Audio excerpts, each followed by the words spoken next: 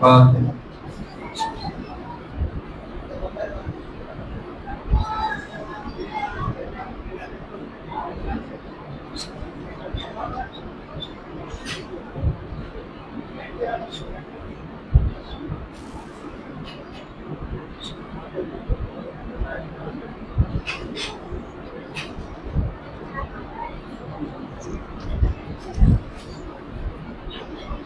ماشاء اللہ لا حول ولا قوة الا باللہ العظیم.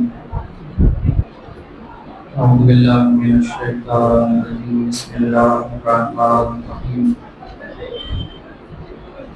الحمد للہ الملک الحق المبین المتعصر بالنور المضیء والبرهان الجلی والمنهاج الباقی والکتاب الهادی. نصرته خیر اسرا وشجرته خیر شجرا وحسانها معتدلة وثمارها متهدرة.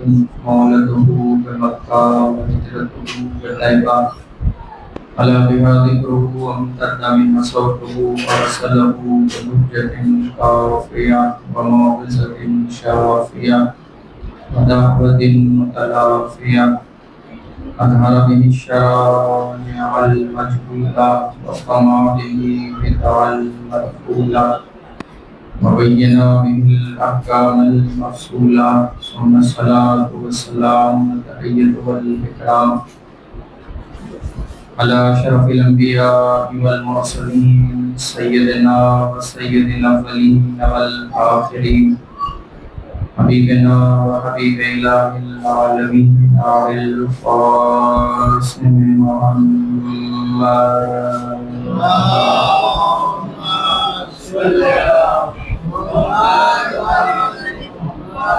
وعلى آل بيته الطيبين الطاهرين المعصومين المظلومين المنتخبين المنتجبين الهداة المهديين واللعنة الدائمة الباقية على أعداء الدين أجمعين من ليلنا هذا إلى قيام يوم الدين. آمين يا رب العالمين. أما بعد فقد قال الله الحكيم في القرآن الكريم. بسم الله الرحمن الرحيم. ألم تر كيف ضرب الله مثلا كلمة طيبة كشجرة طيبة أصلها ثابت وفرعها في السماء. صلوات الله.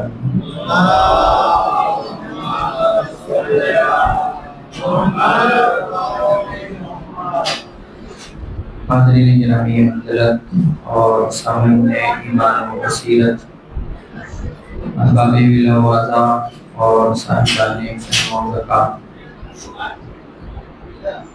ہماری گفتگو مسلسل جس عنوان کے تحت ہو رہی ہے وہ خداوند متعال کا وہ الہی منصب جسے امامت کہا جاتا ہے، اور اسلام کے وہ دو رخ میں نے آپ کو بتانے اور سمجھانے کی کوشش کی کہ جو باتیں پیغمبر دنیا کے سامنے دکھائی دی ہے، اور تاریخ کے آئینے میں وہ رخ کے جو پیغمبر کی شہادت کے بعد نظر آئے، ایک رخ امامت کا تھا اور ایک بادشاہت کا تھا۔ آج چونکہ یہ مجلس ایک عنوان کے تحت الگ ہے، یہ اس سلسلے کا تسلسل نہیں ہے، کیونکہ آج ذکر کرنا ہے حضرت باب الحوائج غازی عباس علمدار علیہ السلام کا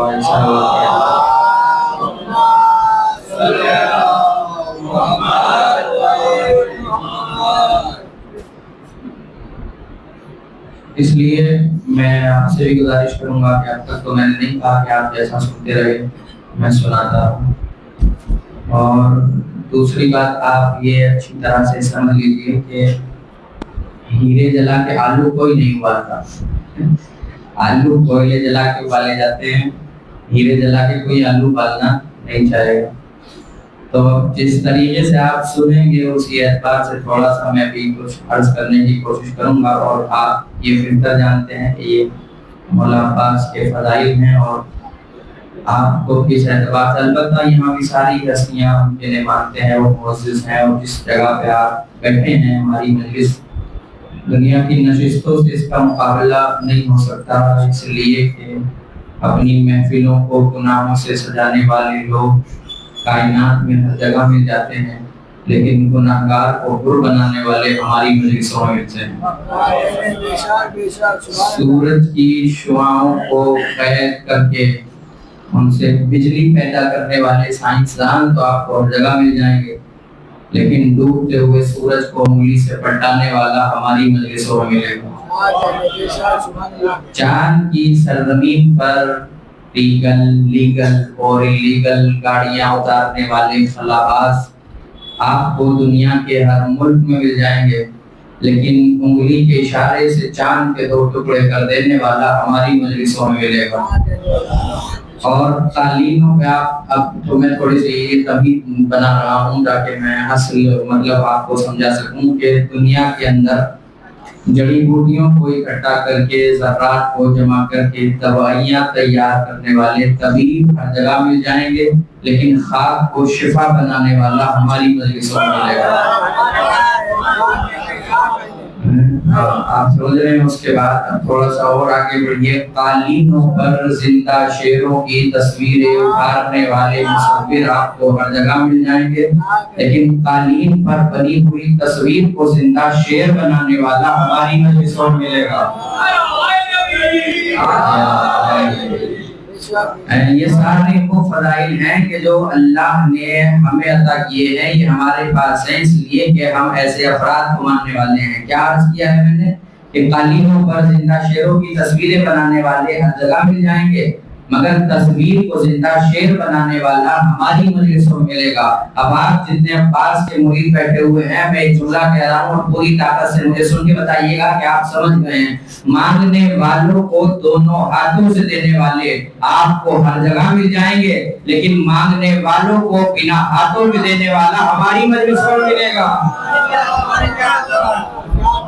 ये एजाज अहले बैत अतहार ने हमें दिया है कि हम पूरी कायनात में उन मुअज़्ज़ज़ हस्तियों का तज़किरा करने वाले हैं जिनका ताल्लुक उस घराने से है। और हजरत अब्बास का तज़किरा तो यूं भी इस अंदाज में होगा कि मौला अब्बास वो शख्सियत है कि जो परवरदिगार आलम ने अमीरुल मोमिनीन को भी मांगने के बाद अता की है।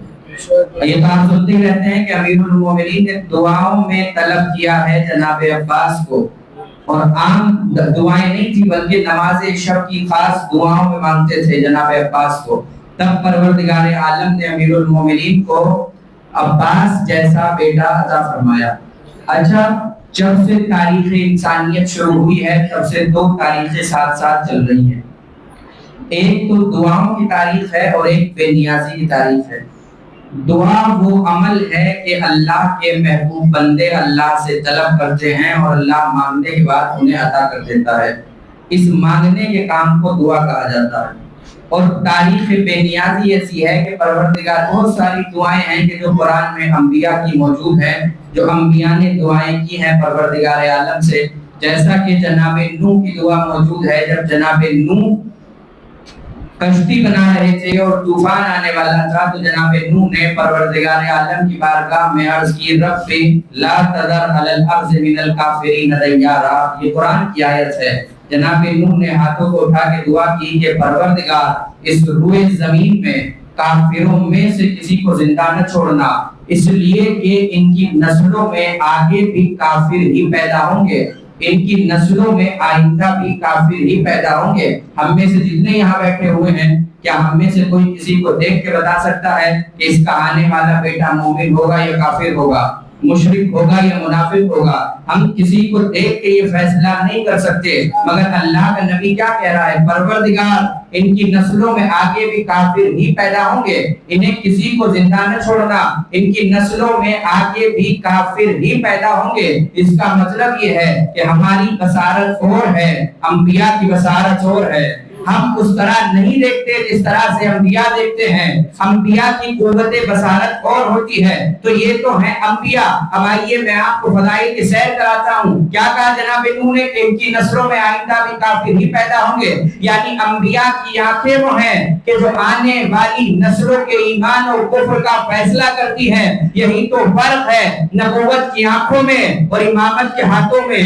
نبوت کی آنکھوں میں اور امامت کے ہاتھوں میں. نبوت کی آنکھیں وہ ہیں جو آنے والی نسلوں کا ایمان دیکھتی ہیں اور علی کے ہاتھوں کی تلوار وہ ہے جو نسلوں کا ایمان دیکھتی ہے. یہ نبوت اور امامت کی تفریق ہے. تو اسی طریقے سے اس کے بعد جناب آدم کی دعا ہے ربی ظلمت نفسی ربنا ظلمنا انفسنا فاغفر لنا. یہ حضرت آدم کی دعا ہے کہ پروردگار ہم نے اپنے ساتھ کوتاہیاں کی, ہمیں معاف فرما. اسی طریقے سے وہ جناب ابراہیم کی سورہ بقرہ میں دعا ہے مسلسل جب خانہ کعبہ کو بنا چکے تو 5 دعائیں مانگی, وہ سورہ بقرہ میں موجود ہیں. تو یہ دعا کی تعریف ہے کہ کچھ اللہ سے مانگا جاتا ہے اس کے بعد اللہ دے دیتا ہے. ایک تاریخ بے نیازی ہے کہ اللہ کچھ لوگوں کو بغیر مانگے سب کچھ دے دیتا ہے. انہی میں پہلا مقام ہے خاتم الانبیاء کا, محبوب خدا کا, وہ جو عشق اول ہے, وہ جو عقل اول ہے, وہ جو خلق اول ہے, وہ جو خلق اول ہے, وہ جو نور اول ہے, وہ جو اللہ کا حبیب ہے, وہ جو اللہ کا محبوب ہے. اللہ نے اپنے حبیب کو سب کچھ بغیر مانگے دے دیا. نبوت مانگی نہیں تھی, اللہ نے دے دی. رسالت مانگی نہیں تھی, اللہ نے دے دی. قرآن مانگا نہیں تھا, اللہ نے دے دیا. حد یہ ہے کہ فاطمہ جیسی دولت بھی اللہ نے بغیر مانگے دے دی. یہ نبی کا احترام ہے اور یہ تاریخ بے نیازی ہے. اللہ کا نبی مانگ نہیں رہا ہے. معراج پہ بلایا بغیر مانگے, حبیب بنایا بغیر مانگے, کعبہ کو حسین اور عدنان کی بلندیاں طے کرائیں بغیر مانگے.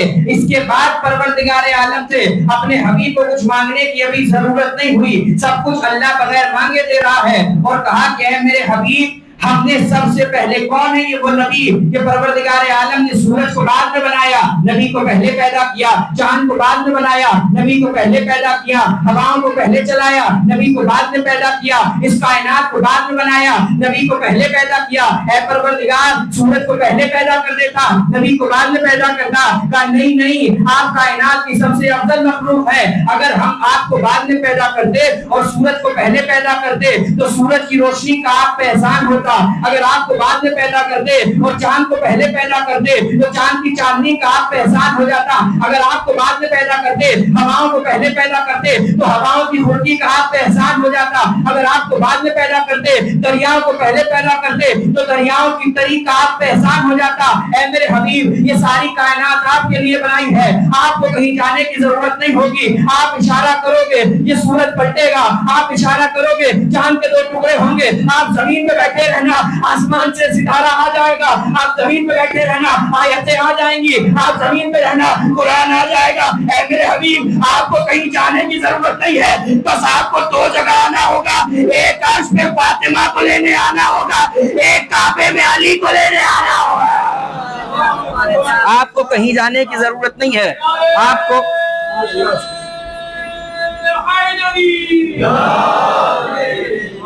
کو بس 2 جگہ جانا ہے. ایک آسمان پہ آنا ہوگا فاطمہ کو لینے اور ایک کعبے میں جانا ہوگا علی کو لینے. اللہ نے ساری عظمتیں اپنے حبیب کو دی, بغیر مانگے دے دی. ابھی کچھ نہیں مانگ رہے ہیں پیغمبر, مگر ایک دن آیا وہی نبی کے جس پہ اللہ نے پوری کائنات کو لٹا دیا اور کہا لولاک لما خلقت الافلاک. اے محمد اگر آپ کو بنانا مقصود نہ ہوتا تو میں اس کائنات کو پیدا ہی نہ کرتا. اس کائنات میں کچھ نہیں بنایا جاتا. پیغمبر ہیں کہ جنہیں اللہ نے ساری کائنات جن کے صدقے میں پیدا کر دی, لیکن ایک دن وہی اللہ کا حبیب ہاتھوں کو اٹھا کے دعا مانگ رہا ہے پروردگار کی بارگاہ میں اور یہ دعا کرتا ہے رب ادخلنی مدخل صدق واخرجنی مخرج صدق واجعلنی من لدنک سلطانا نصیرا. اے پروردگار مجھے سلطان نصیر دے دے, اے پروردگار مجھے سلطان نصیر دے دے, اے پروردگار مجھے سلطان نصیر دے دے. میں کہوں گا یا رسول اللہ آپ کو قرآن بغیر مانگے ملا, نبوت بغیر مانگے ملی, رسالت بغیر مانگے ملی, آپ کو کتاب بغیر مانگے ملی, فاطمہ بغیر مانگے ملی. آج ہاتھوں کو اٹھا کے کیا مانگ رہے ہیں؟ نبی جواب دیں گے آج ہاتھوں کو اس لیے اٹھایا ہے کہ اللہ سے علی مانگنا ہے. آج اللہ سے علی مانگنا ہے. اس کے بعد یہ تاریخ بے نیازی اور آگے بڑھی اور پیغمبر کے بعد اللہ نے علی کو بھی سب کچھ بغیر مانگے دے دیا. اور فضیلتیں اس طرح سے علی کو تلاش کرتی رہی کہ ایک دن علی پوری کائنات سے چھپ کے رسول کے بستر میں سو گئے تو رب کی تنویر نے علی کو ڈھونڈ لیا. ایک دن فاطمہ کے چادر میں آ گئے تو آیت تطہیر نے علی کو ڈھونڈ لیا.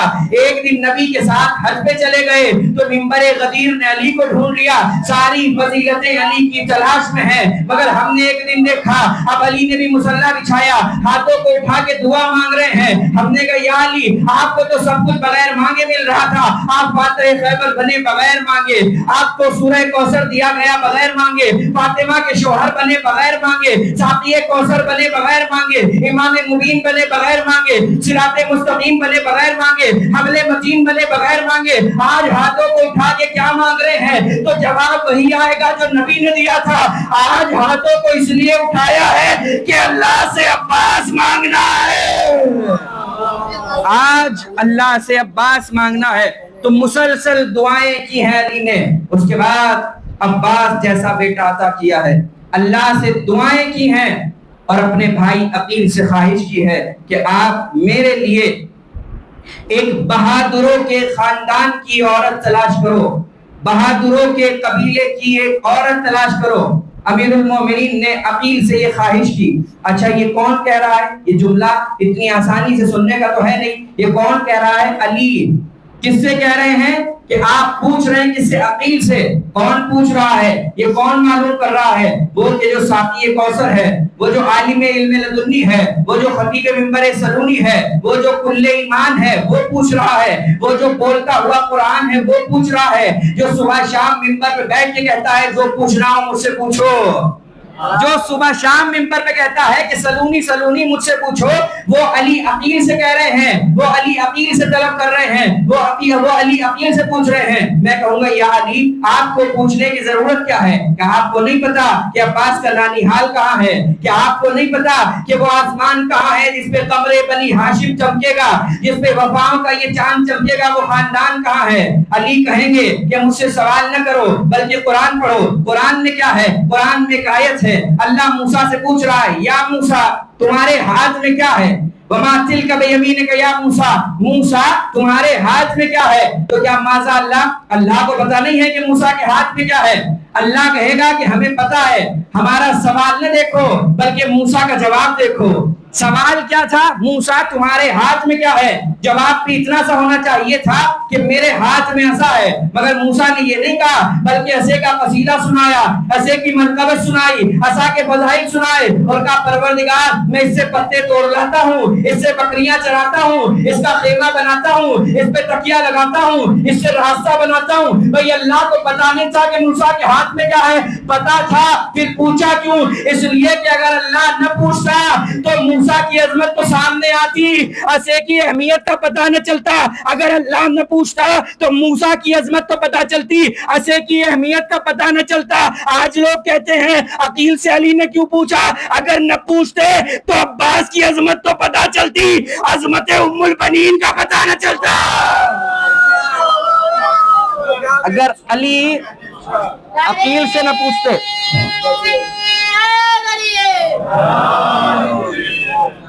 اگر علی عقیل سے نہ پوچھتے تو عظمت عباس تو زمانے کے سامنے آتی, مگر عظمت ام البنین کا پتہ نہ چلتا. اس لیے امیر المومنین نے سوال کیا اور کہا کہ آپ میرے لیے بہادروں کے خاندان کی ایک عورت تلاش کرو, بہادروں کے قبیلے کی ایک عورت تلاش کرو. اور بہت بڑا خاندان بہادروں کا خاندان تھا, جناب ام البنین کا خاندان. آپ کا نام فاطمہ تھا, فاطمہ کلابیہ کہتے تھے, بنی کلاب آپ کا خاندان تھا, آپ کا قبیلہ تھا. آج لوگ یہ کہتے ہیں کہ جناب ام البنین اتفاق سے عباس کی ماں بنی ہیں. ام البنین اتفاق سے عباس کی ماں نہیں بنی بلکہ قدرت کے انتخاب سے عباس کی ماں بنی ہیں. اللہ نے انتخاب کیا ہے جناب ام البنین کا حضرت عباس کے لیے, اور اس کی 2 دلیلیں ہیں کہ جو میں ابھی آپ کو سناؤں گا. حضرت ام البنین کا انتخاب کیا قدرت نے عباس کی ماں بنانے کے لیے. قرآن مجید میں ایک سورہ ہے. اچھا اس سے پہلے تو خواب دیکھا, جناب ام البنین نے بھی خواب دیکھا, اور آپ کے والد کہ جن کا نام ہے حزام، انہوں نے بھی خواب دیکھا. ایک صلوات پڑھیے محمد والے محمد. کیا ہو گیا اس میں؟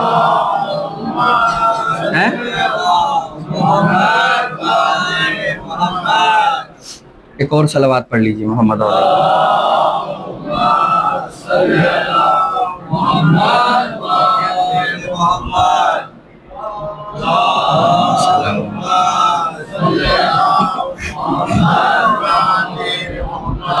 عبداللہ کی آ گئی، بلند آواز سے صلوات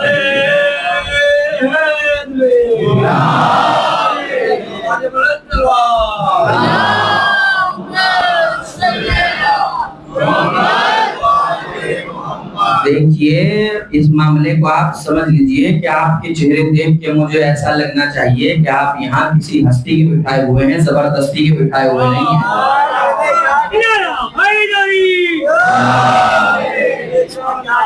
تو اب میں تیزی سے دیکھیے معاملات کو سمجھ لیجیے آپ. اب مولا عباس کے فضائل میں یہاں سے شروع کر رہا ہوں اور آپ تھوڑا تھوڑا سا بولتے رہیں گے تو مزہ آتا رہے گا. اور میں ایک بات کہتا ہوں کہ میرے جوانوں، اس زبان کا کیا فائدہ کہ جو بازاروں میں تو بولے، جو گھر میں لڑائی جھگڑوں میں بولے، جو مارکیٹ میں بہت تیز تیز بولے، اور جہاں اہل بیت کے فضائل آئے وہاں خاموش ہو جائے. میرے جوانوں، جوانی بازاروں کے لیے نہیں ہوتی، جوانی اہل بیت کے تذکرے کے لیے ہوتی ہے. اور اہل بیت کے ذکر پہ بولنا سیکھو اور بولنا چاہیے. یہ واہ واہ سبحان اللہ جو کریں گے اس کا ثواب آپ کو ملے گا، یہ تو ذکر خدا ہے. تو اب کیا کہا میں نے کہ حضرت عباس کی والدہ جناب ام البنین اتفاق سے عباس کی ماں نہیں بنی، بلکہ قدرت کے انتخاب سے عباس کی ماں بنی ہیں. حضرت ام البنین کے جو والد ہیں ان کا نام ہے حزام. حزام کہتے ہیں عربی میں چوڑے سینے والے مرد کو. بہادروں کا خاندان ہے نا. اس کے بعد اوپر جائیے آپ تھوڑا سا اوپر تو ان کے اجداد میں ایک شخصیت کا نام تھا عامر، اور قربہ رحال ان کا خطاب تھا، اور ان کو پکارتے تھے ملاعب الاسنا، یعنی نیزوں سے کھیلنے والا. یہ حضرت عباس کا نانیحال ہے، نانیحال کہ جس میں شجاعت اتنی ہے کہ وہ مشہور ہی تھے بہادروں کے نام سے، وہ مشہور ہی تھے جنگجو افراد کے نام سے. ایک خواب جناب ام البنین نے دیکھا. دو خواب ہیں. پہلے آپ کے والد نے خواب دیکھا جناب حزام نے، اس کے بعد خواب دیکھا جناب ام البنین نے. وہ خواب تو میں آپ کو بعد میں سناؤں گا، مگر پہلے قرآنی دلیل سنیے کہ جناب ام البنین قدرت کے انتخاب سے عباس کی ماں بنی ہے. قرآن میں ایک ماں کے نام پہ ایک سورہ ہے، اور اس سورہ کا نام ہے سورہ مریم. اور اس مریم میں اللہ نے سورہ مریم میں جناب مریم کا تذکرہ کیا ہے. کیا کہا؟ وَإِذْ قَالَتِ الْمَلَائِكَةُ يَا مَرْيَمْ إِنَّ اللَّهَ اصْطَفَاكِ وَطَهَّرَكِ. اے مریم، پروردگار عالم نے تمہیں چن لیا ہے، پروردگار نے تمہیں منتخب کر لیا ہے، پروردگار نے تمہارا انتخاب کر لیا ہے. کس لیے؟ امام بنانے کے لیے، نبی بنانے کے لیے، رسول بنانے کے لیے نہیں، بلکہ کس لیے؟ عیسیٰ کی ماں بنانے کے لیے. کس لیے تمہیں استفا کیا؟ کس لیے تمہیں چنا؟ عیسیٰ کی ماں بنانے کے لیے. تو ایک نبی کی ماں بنانے کے لیے چنا گیا. تو عیسیٰ اکیلے نبی تھوڑے ہی ہیں، عیسیٰ سے پہلے نہ جانے کتنے انبیاء گزر چکے ہیں. ان میں سے کسی کی ماں کے لیے اللہ نے نہیں کہا کہ ہم نے آپ کو چنا. جناب سارہ کے لیے تو نہیں کہا کہ سارہ ہم نے آپ کو چنا. جناب ہاجرہ کے لیے نہیں کہا کہ ہاجرہ ہم نے آپ کو استفا کیا، ہم نے آپ کا انتخاب کیا. سارے انبیاء کی ذمہ داری ہے ہدایت، سارے انبیاء کی ذمہ داری ہے تزکیہ نفس، سارے انبیاء کی ذمہ داری ہے تربیت. لیکن عیسیٰ کی ایک اور ذمہ داری ہے. اللہ سارے انبیاء کو اٹھائے گا لیکن عیسیٰ کو چوتھے آسمان میں بٹھائے گا. کس لیے؟ ہدایت کے لیے نہیں، بلکہ جب فاطمہ کا بیٹا آئے گا اس کی نصرت کے لیے عیسیٰ کو اتارا جائے گا. یہ کیا کہہ رہا ہوں؟ جب عیسیٰ کو اتارا جائے گا، کس وقت اتارا جائے گا؟ جب زہرا کا آخری بیٹا پردے سے آئے گا، اس وقت جناب عیسیٰ کو اتارا جائے گا. کس لیے؟ دین کی تبلیغ کے لیے، نماز پڑھانے کے لیے، روزہ رکھوانے کے لیے نہیں، بلکہ کس لیے؟ تاکہ عیسیٰ آ کے زہرا کے آخری بیٹے کی نصرت کرے اور مدد کرے. تو عیسیٰ ہے زہرا کے 11ویں بیٹے اور آخری بیٹے کے ناصر. تو یہ بات سمجھ میں نہیں آتی جب اللہ زہرا کے 11ویں بیٹے کی ماں کو اتفاق سے ماں نہیں بناتا تو زہرا کے دوسرے بیٹے کے ناصر کی ماں اتفاق سے ماں کیسے بنائی جائے گی؟ جب عیسیٰ کی ماں کا اللہ انتخاب کرتا ہے تو پھر حسین کی جو نصرت کرنے والا ہے اس کی ماں کا بھی اللہ انتخاب کرے گا. تبھی آپ دیکھ رہے ہیں یہ اتنا معاملہ کیوں ہو رہا ہے کہ خاندان دیکھو، حسب دیکھو، نسب دیکھو، وفاداری دیکھو، ہر ایک چیز پروردگار عالم نے کہا کہ دیکھو. تو یہ تو ہے پرانی دلیل کہ اللہ نے انتخاب کیا ہے جناب ام البنین کا. اب آئیے دوسرا معاملہ سمجھ لیجئے کہ جناب ام البنین نے خواب دیکھا، اور خواب میں کیا دیکھا؟ اپنے والد سے بیان کیا، یا ابت انی رأیت رؤیۃ عجیبہ، اے بابا آج میں نے بڑا عجیب خواب دیکھا ہے. کون؟ جناب ام البنین اپنے والد سے بیان کر رہی ہیں، بابا آج میں نے بڑا عجیب خواب دیکھا ہے. باپ نے کہا کہ کیا دیکھا؟ فرمایا رأیت القمر والنجوم الثلاثہ، اے بابا آج میں نے ایک چاند دیکھا ہے اور 3 ستارے دیکھے ہیں. ایک چاند دیکھا ہے اور 3 ستارے دیکھے ہیں. اور پھر کہا کہ یہ چاروں آسمان سے نازل ہو رہے تھے، اور کہا کہ بابا میں نے ستاروں کو تو چھوڑ دیا اور اس چاند کو اٹھایا، وَزَمَمْتُهُ إِلَى صَدْرِي، اور میں نے اس چاند کو اٹھا کے اپنے سینے سے لگا لیا. باپ نے یہ خواب سنا، باپ بھی چونک گئے کہ یہ کیسا عجیب و غریب خواب ہے. دونوں پہنچے قبیلہ بنی کلاب کے سب سے بڑے عالم کے پاس اور اس سے جا کے اپنا خواب سنایا. جیسے ہی اس نے خواب سنا پہلا جملہ تو یہ کہا کہ یہ تو ایسا ہی خواب ہے جیسا یوسف نے دیکھا تھا. یہ ایسا خواب ہے کہ جیسا یوسف نے دیکھا تھا، یہ کوئی عام خواب نہیں ہے. پھر اس کے بعد تعبیر بتائی کہ دیکھو اس کائنات میں پیغمبر کے بعد جو سب سے بڑی ہستی ہے اس سے تمہاری بیٹی کی شادی ہوگی، یہ اس کی زوجہ بنے گی. اللہ 4 بیٹے دے گا، 3 ستاروں کی طرح ہوں گے اور ایک چودھویں کے چاند کی طرح ہوگا. اللہ 4 بیٹے دے گا، ایک 3 ستاروں کی طرح ہوں گے اور ایک قمر بنی ہاشم کہلائے گا. ایک خواب یہ ہے. دوسرا خواب جناب حزام نے دیکھا. جناب حزام کون ہے؟ جناب ام البنین کے والد. انہوں نے خواب میں دیکھا، وہ بیان کرتے ہیں کہ میں سفر میں جا رہا تھا. خواب میں دیکھتے ہیں کہ میں سفر میں تھا، راستے میں اتنی دیر میں نے دیکھا وجد تو درن تتلالہ نورن، وہ کہتے ہیں کہ میں نے دیکھا کہ میری ہتھیلی پہ آسمان سے ایک سفید موتی اترا، اور وہ موتی ایسا تھا کہ جس کی چمک سے میری آنکھیں بند ہو رہی تھی. اتنی دیر میں کہتے ہیں کہ میں نے دیکھا کہ ایک سوار آ رہا ہے. اس نے آ کے مجھ سے کہا کہ اس موتی کو بیچنا چاہو گے، اس موتی کو دینا چاہو گے؟ یہ کہتے ہیں کہ میں نے اس سوار سے کہا کیا تم لینا چاہو گے؟ وہ کہتا ہے لیسا عندی ثمنھا، میرے پاس اس موتی کی قیمت نہیں ہے، میرے پاس دینے کے لیے اس موتی کی قیمت نہیں ہے. لیکن کہتا ہے ولاکنی ہدیکا، لیکن میں تمہیں رہنمائی کر سکتا ہوں ایک ایسے شخص کی جانب کہ جو اس موتی کا خریدار ہے. میں اس کی قیمت تمہیں نہیں دے سکتا لیکن ایسے شخص کی طرف تمہاری رہنمائی کر سکتا ہوں کہ جو اس موتی کا خریدار ہے. جناب حزام کو چہرہ دکھایا، جناب حزام نے چہرہ دیکھ لیا، اپنی نظروں میں اتار لیا، اپنے ذہن میں محفوظ رکھا. جیسے ہی عقیل آئے رشتہ لینے کے لیے جناب حزام اٹھے اور اشارہ کر کے کہا واللہ ھذا الذی رأیتہ فی المنام، یہ تو وہی ہے جسے خواب میں دیکھا تھا. یہ وہی انسان ہے کہ جسے میں نے خواب میں دیکھا تھا. ایک صلوات پڑھیے محمد و آل محمد.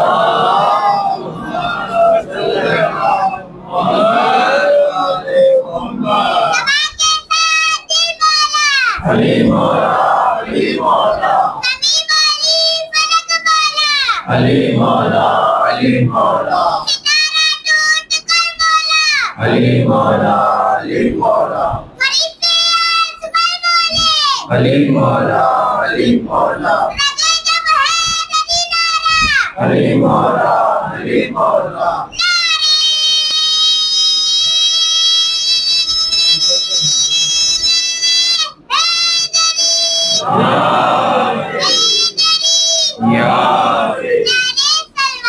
اللہم صلی علی محمد. تو یہ آپ نے سمجھا، یہ کیا ہے؟ انتخاب قدرت ہے، یہ انتخاب ہو رہا ہے جناب ام البنین کا، لمحہ بلمحہ قدرت کی جانب سے ایسا انتخاب ہوا عباس کی ماں بنانے کے لیے ام البنین کو۔ اس کے بعد امیر المومنین نے اپنے بھائی سے خواہش ظاہر کی کہ آپ تلاش کریں بہادروں کے خاندان کی ایک عورت۔ جناب عقیل نے تلاش کیا، اس لیے کہ علم نصاب کے ماہر تھے، اور جناب ام البنین آ گئی امیر المومنین کے گھر۔ جب ازدواج ہوا امیر المومنین سے جناب ام البنین کا، تو میں نے کیا عرض کیا، آپ کا نام تھا فاطمہ۔ جناب عباس کی تربیت میں اور وفاداری میں جناب ام البنین کا نمایاں کردار ہے۔ ایک بچے کی تربیت، پہلی تربیت گاہ اولاد کی اس کی ماں کی آغوش ہوتی ہے۔ ماں جو چاہتی ہے وہ بچے کو بتاتی ہے۔ میں پوری طالب علمانہ ذمہ داری کے ساتھ کہہ رہا ہوں، آپ ہمارے گھروں میں جب بچے ہوتے ہیں نا چھوٹے، تو جب وہ بولنا شروع کرتے ہیں نا، تو پہلا لفظ کچھ نہ کچھ تو کہتا ہی بچہ، یا ابا کہتا ہے یا اماں کہتا ہے، انہی دو لفظوں میں سے کوئی لفظ بولنا شروع کرتا ہے، اور وہ زیادہ جلدی کہتا ہے جو اسے ماں کہلوانے کی کوشش کرتی ہے۔ ماں جو لفظ بچے کے سامنے بار بار تکرار کرتی ہے، بچہ اسی لفظ کو دہراتا ہے اور وہی لفظ کہتا ہے۔ میں پوری طالب علمانہ ذمہ داری سے کہہ رہا ہوں، روایتوں میں لکھا ہوا ہے، ان اول کلمۃ قالها العباس یا حسین، وہ پہلا جملہ جو عباس نے کہنا سیکھا وہ یا حسین تھا۔ پہلا ہی جملہ جو عباس کی زبان سے نکلا، ماں نے سکھایا، وہ کیا ہے؟ یا حسین۔ اور اس کے بعد جب چھوٹے سے تربیت اس طریقے سے ہو رہی ہے، جب جناب عباس چھوٹے ہیں تو کچھ بچے ایسے ہیں گلی کے باہر، ابھی کم سن ہے جناب عباس، کچھ بچے ایسے کہ جنہوں نے جناب عباس کو گھیر لیا اور بچوں نے اپنے حلقے میں لے لیا، اور اس کے بعد جناب عباس سے سوال کیا، ما اسم کا، تیرا نام کیا ہے؟ جناب عباس نے کہا، انا خادم الحسین، مجھے حسین کا نوکر کہتے ہیں۔ کیا کہا؟ تم کون ہو، تمہارا نام کیا ہے؟ اور عباس نے کیا کہا؟ انا خادم الحسین، مجھے حسین کا خادم کہتے ہیں۔ بچوں نے پھر کہا، ما اسمو کا، تیرا نام کیا ہے؟ عباس نے پھر کہا، انا خادم الحسین، مجھے حسین کا خادم کہتے ہیں۔ دیکھیے، ہم میں سے بھی ہر انسان کا تعلق ایک عہدے سے ہوتا ہے اور ایک نام سے ہوتا ہے۔ مثلا مجھے ہی آپ کہنے لگے تو مولانا میرا نام تھوڑا ہی ہے۔ اگر آپ میں سے کوئی صاحب کہیں کہ آپ کا نام کیا ہے، اور میں کہہ دوں کہ میں مولانا ہوں، تو آپ ہنسیں گے نہیں، کہ وہ کہیں گے بھائی آپ کیا ہیں، میں یہ نہیں پوچھ رہا، بلکہ آپ کا نام کیا ہے، میں یہ سوال کر رہا ہوں۔ عباس سے کیا کہا؟ ما اسمو کا، عباس تیرا نام کیا ہے، تمہارا نام کیا ہے؟ عباس کو کیا کہنا چاہیے تھا کہ میرا نام عباس ہے، یا میری ماں نے میرا ایسا نام رکھا ہے، بلکہ ماں کی تربیت یہ ہے، کیا کہا؟ انا خادم الحسین، مجھے حسین کا خادم کہتے ہیں۔ میں کہوں گا مولا عباس کی جتنی عظمتیں ہیں آپ اپنے ذہنوں میں سوچئے گا، وہ علمدار کربلا بھی ہے، وہ غازی بھی ہے، وہ سقائے سکینہ بھی ہے، وہ اشجاع عرب بھی ہے، وہ بہادر بھی ہے، وہ شیر بھی ہے، مگر پھر بھی جس صفت کا انتخاب کیا وہ ہے حسین کا خادم۔ میں کہوں گا عباس اپنا نام بتائیے، عجب نہیں آواز آئے، مجھے عباس ہونے پہ فخر نہیں ہے، حسین کا خادم ہونے پہ فخر ہے۔ مجھے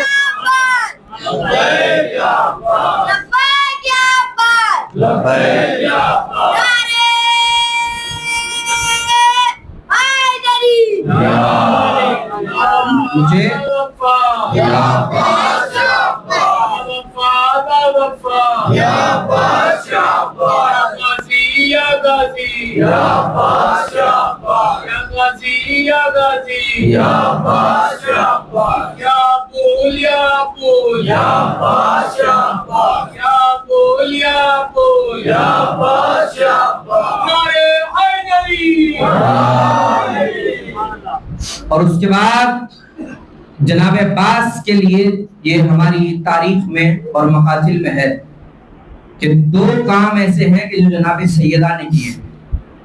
ایک تو نام عباس کا عباس جناب سیدہ نے رکھا ہے۔ جب ولادت ہوئی نا مولا عباس کی اور جناب زینب کے ہاتھوں میں ہے اور کپڑے میں لپیٹا ہوا ہے، امیر المومنین کو اطلاع ملی کہ جس بیٹے کو مانگ رہے تھے وہ بیٹا آج آ گیا۔ امیر المومنین آئے، اب گھر میں جب بچہ پیدا ہوتا ہے تو کیا باتیں شروع ہوتی ہیں, اسے کیا کہہ کے پکارا جائے گا, اس کا نام کیا رکھا جائے گا, یہ باتیں ہو رہی تھی. جناب زینب نے کہا کہ بابا آپ کو جو نام رکھنا ہے وہ رکھیے, اماں تو اس کا نام عباس رکھے گئی ہیں, اماں نے اس کا نام عباس رکھا ہے. اور دوسرا کام یہ کیا کہ جناب یہ کبریت احمر اور ہماری اس طریقے کی دوسری کتابوں میں ہے کہ جناب سیدہ ایک کرتا جناب عباس کے لیے تیار کر کے گئی تھی, اپنے ہاتھوں سے کرتا بنایا. اور وہ کرتا آواز کتابوں میں یہ ہے کہ جناب عباس 5 سال تک وہ کرتا پہنتے رہے ہیں, اور پہنتے تھے تو انہیں آتا تھا ان کے جسم پہ. اچھا ایک دن میں نے یہ پڑھ دیا, یہ روایت کتابوں میں تو ہے, مگر کچھ لوگ اتنے عقل مند ہوتے ہیں انہیں ہر چیز سمجھنے کی ضد ہوتی ہے, اور مجھ سے کہنے لگے کہ مولانا کوئی معقول بات کیجیے, ایک چھوٹا سا کرتا ایک 5 سال کا بچہ کب تک پہنتا رہا اور کب تک اس کے آتا رہا, یہ سمجھ میں نہیں آتا, یہ کیا الف لیلہ آپ نے شروع کر دی ہے. تو میں نے کہا پہلے قرآن کی الف لیلہ سن لو, کیا اسی کو مانو گے جو تمہاری سمجھ میں آئے؟ آپ یہ بتائیے کون سمجھا سکتا ہے سمجھدار آدمی پورے عالم اسلام میں کہ دریا پہ ایسا مارنے سے راستہ کیسے بن سکتا ہے؟ سمجھا سکتا ہے کوئی؟ کیسے راستہ بنے گا؟ ایسا مارو دریا پہ راستہ بنا, کیسے بنا؟ سمجھائیں گے. پہاڑ سے اونٹنی کیسے نکل سکتی ہے؟ کوئی سمجھائے گا. زمین پہ کھڑے رہ کے چاند کے 2 ٹکڑے کیسے ہو سکتے ہیں؟ کوئی سمجھائے گا. مردے کو ٹھوکر مار کے زندہ کیسے کیا جا سکتا ہے؟ کوئی سمجھائے گا. یہ ساری سمجھداریاں وہاں دکھائی دیتی ہیں جہاں اہل بیت کے فضائل آتے ہیں. جھوم کے مسلمان کہتے ہیں قالین ہوا میں بھی اڑتا ہے, پہاڑ سے اونٹنی بھی نکلتی ہے, آگ پھول بھی بن جاتی ہے, دریا میں راستہ بھی بن جاتا ہے, لیکن جب اہل بیت کے فضائل آئے تو کہتے ہیں یہ کیسے ہوتا ہے, وہ کیسے ہوتا ہے. ہمیں کتنے بے وقوف ہو, نوکروں کے فضائل سمجھ میں آتے ہیں, مولا کے فضائل سمجھ میں نہیں آتے, مولا کے فضائل سمجھ میں نہیں آتے.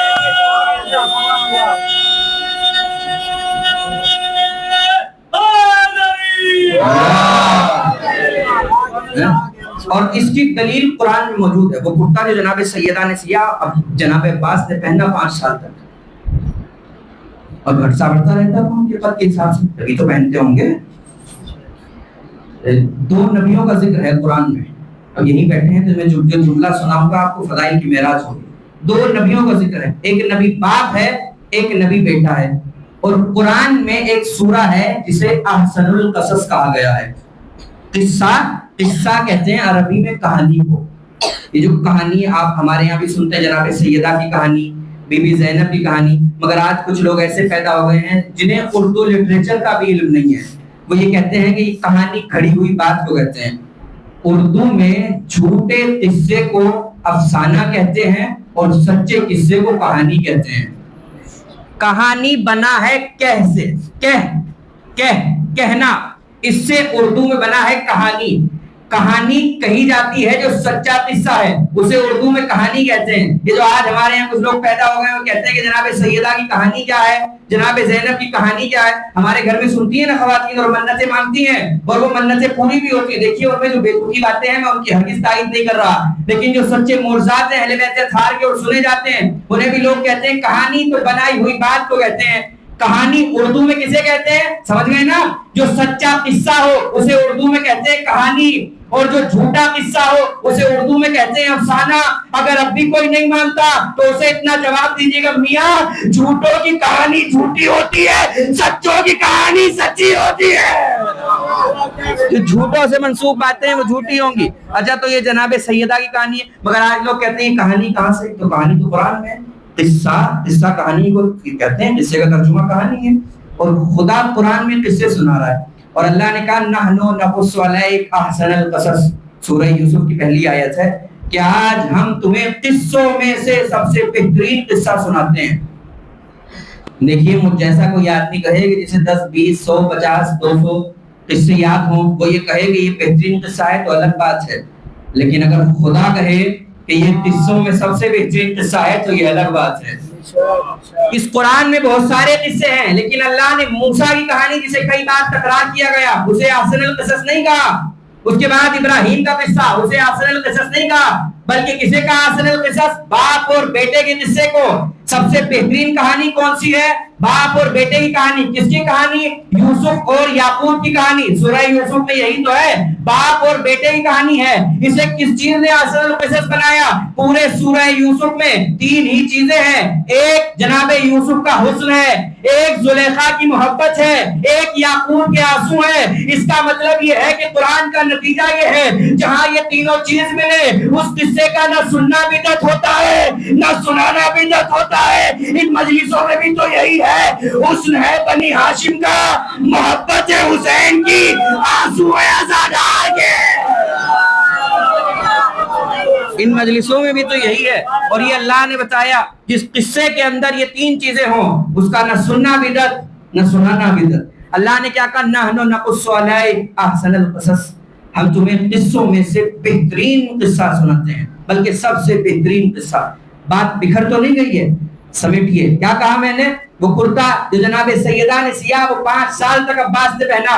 لوگ کہتے ہیں سمجھ میں نہیں آیا. یہ جو باپ اور بیٹے کی داستان ہے نا, جناب یوسف جب گم ہو گئے باپ سے, کیسے ہوئے؟ بھائیوں نے کہا کہ ہم انہیں لے جانا چاہتے ہیں اپنے ساتھ. جناب یعقوب نے کہا کہ دیکھو اس کا خیال رکھنا, ایسا نہ ہو کہ تم کھیل میں مشغول ہو جاؤ اور اسے بھیڑیا کھا جائے. بھائیوں نے کہا کہ یہ آپ کیا کہہ رہے ہیں, ہمارے ہوتے ہوئے کیسے گم ہو جائیں گے؟ مگر یوسف یعقوب تو نبی ہیں, انہیں پتا ہے. بیٹے کو قریب بلایا, سن ہے 7 یا 8 یا 9 سال کا جناب یوسف کا. باپ نے بیٹے کو اندر بلایا جناب یعقوب نے, اور بلانے کے بعد ایک صندوق کھولا. اب جو نتیجہ آنے والا ہے نا, ایک انسان کی توجہ چاہتا ہوں. کیا کہا؟ باپ نے صندوق کھولا, جناب یعقوب نے ایک کرتا نکالا, اور نکالنے کے بعد یوسف کو دیا. یوسف کا سن ہے 8 یا 9 سال کا, اور کہا کہ بیٹا یہ کرتا پہن لو. جناب یوسف نے کہا ابا یہ تو میرے قد سے بہت بڑا ہے. جناب یعقوب نے کہا پہنو تو صحیح, یہ عام کرتا نہیں ہے, یہ جنت کا کرتا ہے, یہ قد کے اعتبار سے بڑا چھوٹا ہو جاتا ہے. جناب یوسف نے کرتا پہنا, ان کے قد کے اعتبار سے ہو گیا. ہمیں سمجھ میں نہیں آتا, جب جنت کا کرتا گھٹتا اور بڑھتا ہے تو جو کرتا ملکہ جنت بنا دے. جنت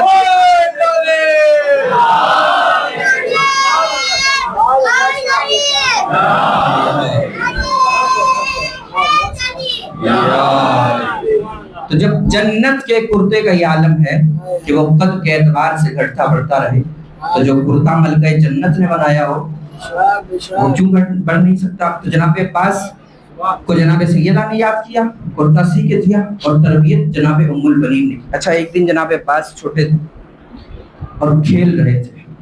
حضرت ام البنین نے اٹھایا اور بیٹے سے ایک سوال کیا اور کہا کہ یا بنیا اتحب الحسین, بیٹے کیا تو حسین سے محبت کرتا ہے؟ تو حضرت عباس نے جواب دیا نعم یا امی. کہا کہ ہاں اماں میں حسین سے محبت کرتا ہوں. جناب ام البنین نے کہا کہ کیوں محبت کرتے ہو حسین سے؟ تو جناب عباس نے جواب دیا لأنہ اخی و امامی, اس لیے کہ حسین میرے بھائی ہیں اور امام ہیں.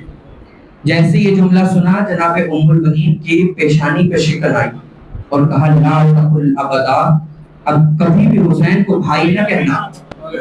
اور ایک جملہ کہا جو معرفت سے لبریز جملہ ہے, فرمایا انا وانتا ومن فی الارض, کہ میں بھی اور تو بھی اور جو روئے زمین پہ ہے, فدا لتراب مقدم ابی عبداللہ, وہ سب کا سب حسین کے قدموں کی خاک کے برابر بھی نہیں ہے. ساری کائنات حسین کے قدموں سے لپٹی ہوئی خاک کے برابر بھی نہیں ہے. وہ دن ہے اور اس کے بعد کا دن ہے.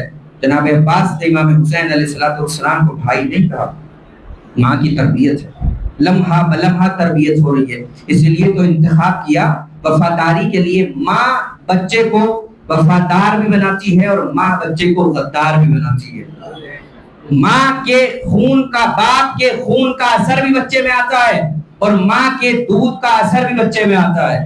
اسی لیے تو امیر المومنین کا فرمان ہے کہ جب اپنے لیے شادی کرنا چاہو تو اپنے لیے بیوی نہ ڈھونڈنا بلکہ اپنے بچوں کی ماں تلاش کرنا. اس لیے کہ ماں کے دودھ کا اثر اولاد میں آتا ہے. ماں جیسی ہوگی بیٹا بیٹا ویسا ہی ہوگا. کیا کہا کہ عورت کی خوبصورتی نہ دیکھنا بلکہ کیا دیکھنا کہ تمہارے بچوں کی ماں کیسی ہونی چاہیے. اس بات پہ توجہ رہے کہ بچوں کی ماں کیسی ہونی چاہیے. اس لیے کہ جیسی ماں ہو ویسا ہی بیٹا ہوتا ہے. اگر ماں ہندا ہو بیٹا یزید ہوتا ہے. ماں فاطمہ ہو بیٹا حسین ہوتا ہے. جیسی ماں ہوگی ایسا ہی بیٹا ہوگا. ماں کے شیر کا اثر بچے میں آتا ہے اور پہلی تربیت کا بھی ماں ہی ہوتی ہے اولاد کی. اور یہ علامہ اقبال نے بھی کہا. علامہ اقبال کا ایک شعر ہے مکالمات فلاطون نہ لکھ سکی لیکن اسی کے شعلے سے پھوٹا شرار افلاطون. افلاطون ایک بہت بڑے فلسفی تھے. علامہ اقبال نے کہا انہوں نے مکالمات نامی ایک کتاب لکھی ہے. علامہ اقبال کہتے ہیں کہ یہ بات تو سچ ہے کہ مکالمات نامی کتاب کسی عورت نے نہیں لکھی. وہ کہتے ہیں لیکن اس بات سے بھی انکار نہیں کیا جا سکتا جس افلاطون نے یہ مکالمات نامی کتاب لکھی ہے وہ بھی کسی عورت کی گود کا پالا ہوا ہے. اس لیے کہ ماں کے دودھ کا اثر بھی بچے میں آتا ہے. یہ جو امیر المومنین نے اتنا انتخاب کیا اتنی چھان بین کی اس طریقے سے توجہ دی کیوں؟ اس لیے کہ ماں کے دودھ کا اثر بھی بچے میں آئے گا اور باپ کے خون کا اثر بھی بچے میں آئے گا. اتنے انتخاب کے بعد آپ کہیں گے نتیجہ کیا نکلا؟ نتیجہ 10 محرم کو کربلا کے میدان میں دکھایا. عباس کی شجاعت میں امیر المومنین کے خون کی تاثیر ہے. عباس کی وفاداری میں ام البنین کے دودھ کی تاثیر ہے. لاکھوں کے لشکر کو بھگا کے برات پہ قبضہ کر لینا علی کے خون کا اثر تھا. پانی چلو میں لے کے واپس پھینک دینا ام البنین کے دودھ کا اثر تھا. یہ وفاداری ماں نے سکھائی اور ماں سے ورثے میں ملی.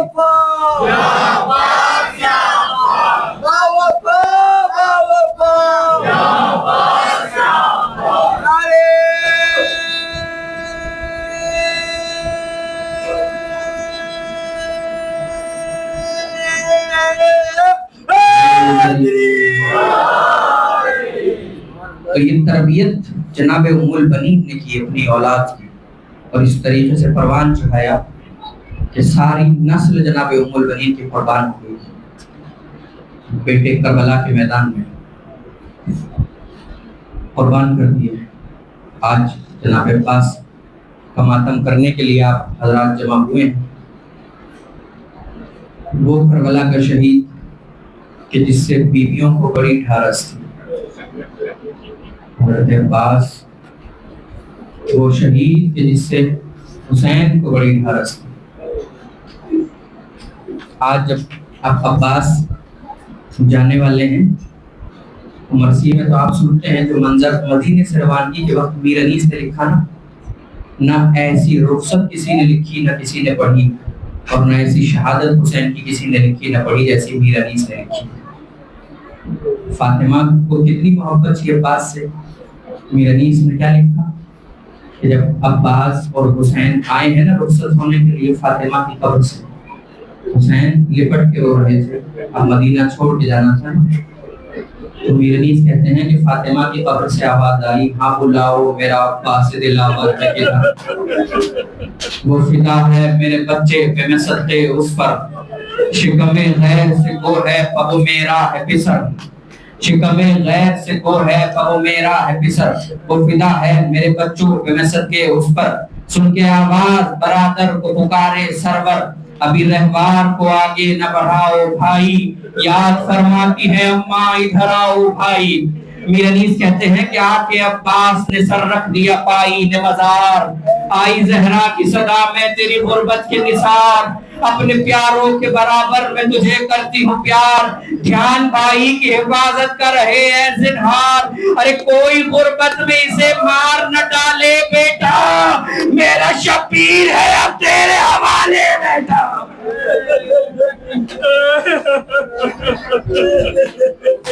اب مدینے سے حسین کا قافلہ جا رہا ہے.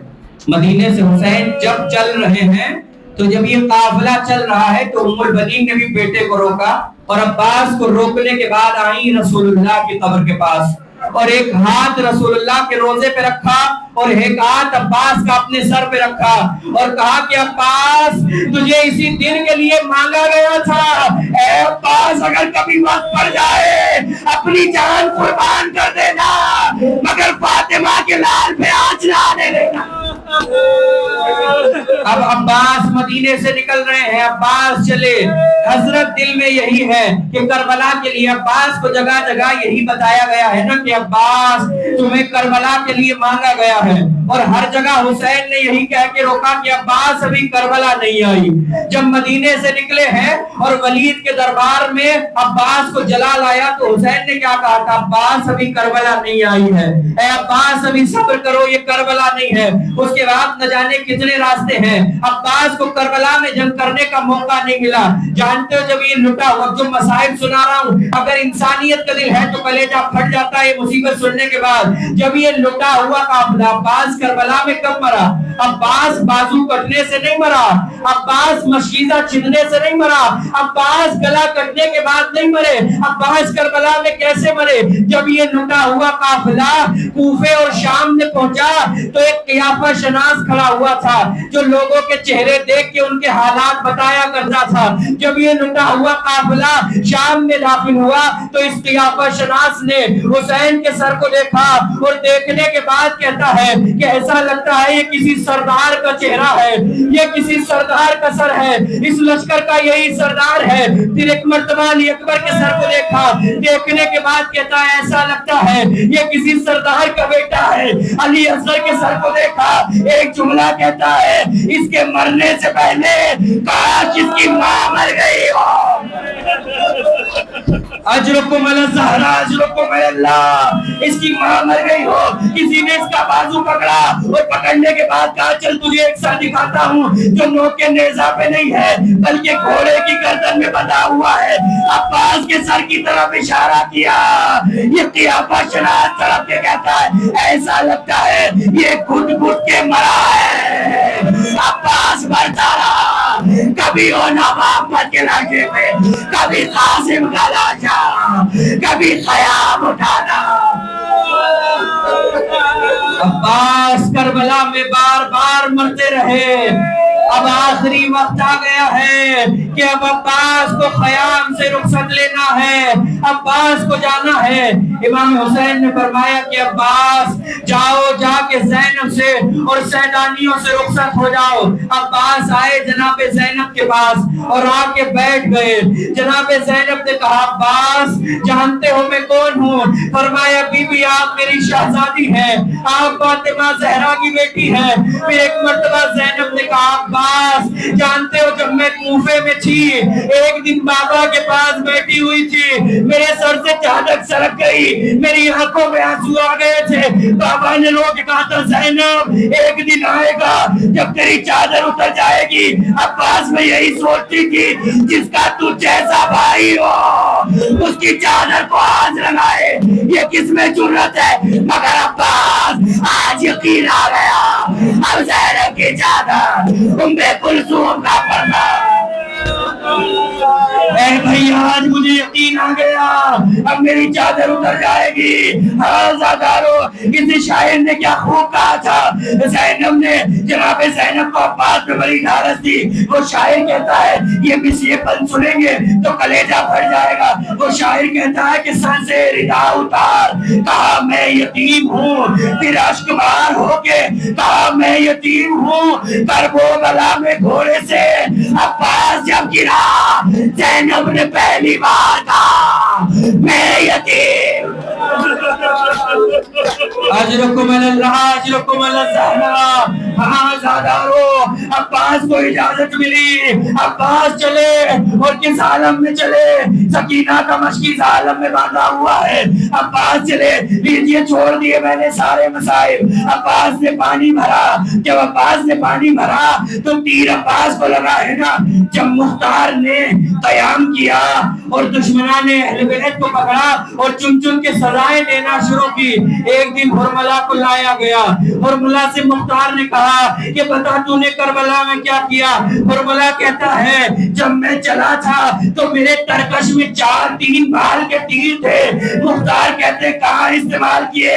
کا پہلا تیر علی اصغر کے گلے میں چلایا, دوسرا تیر مشق سکینہ پہ چلایا, تیسرا تیر وقت عاشور جب حسین گھوڑے پہ ڈگمگانے لگا حسین کی پیشانی میں مارا, حسین سنبھل نہ سکا. اجرکم اللہ اجرکم اللہ سہرا.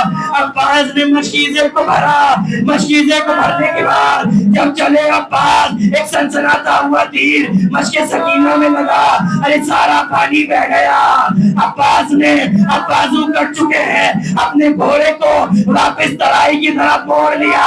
اتنی دیر میں آنکھ میں ایک تیر لگا. عباس کے ہاتھ نہ تھے, ارے تیر کیسے نکالتے؟ سر جھکا کے تیر نکالنا چاہا, ایک گرز عباس کے سر پہ لگا. اب گھوڑے پہ سنبھلا نہ گیا, گھوڑے سے زمین پہ آئے, آواز دی اے آقا, ارے غلام کا سلام. ادھر سے حسین چلے, کمر کو تھاما ہوا ہے اور آواز دے رہے ہیں اے عباس تیرے جانے سے حسین کی کمر ٹوٹ گئی. اے بھیا اب مجھے راستہ نظر نہیں آتا, اے میرے بھیا اب مجھ سے چلا نہیں جاتا.